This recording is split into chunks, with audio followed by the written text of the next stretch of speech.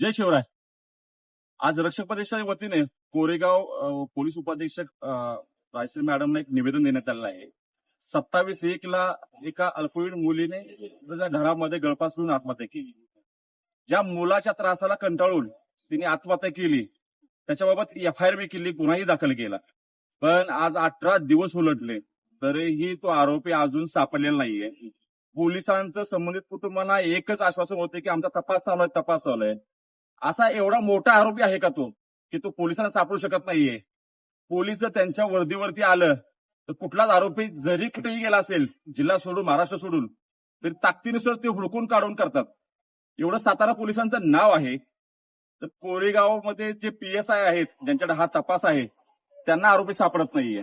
आरोपी हा मोठा क्रिमिनल आहे किंवा मोठा काय आहे की जेणेकरून त्या पाक जिल्हा सोडून महाराष्ट्र सोडून बाहेर निघून गेलाय, असं काय आहे का? असा एवढा मोठा कोण आरोपी आहे तो जो पोलीस सापडत नाही? हा प्रश्नचिन्ह आहे का पोलीस टाळाटाळ करायला लागले. माननीय DYSPने आम्ही ते सांगितले की PSI जे आहे ते ह्या तपासाबाबत गांभीर्य नाहीयेत.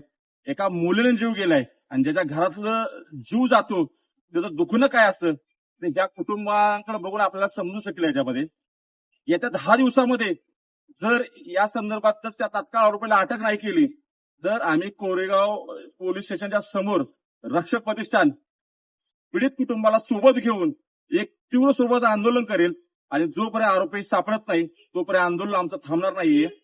एक कळकळीची विनंती DYSPने केली. DYSPने तात्काळ त्या PSI जे त्यांच्यावर तपास आहे त्यांनाही फोन केला आहे.